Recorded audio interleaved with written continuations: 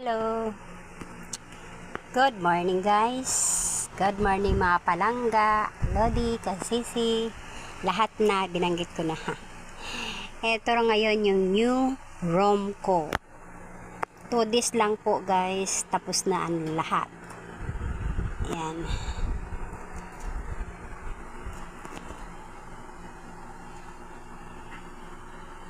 Saka yung ano ko hindi ko na tinakpan para diretso na siya.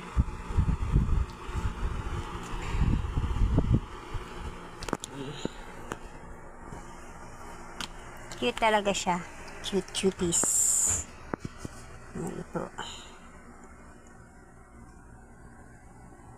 Para sa akin ha. Cute cute. Yan siya.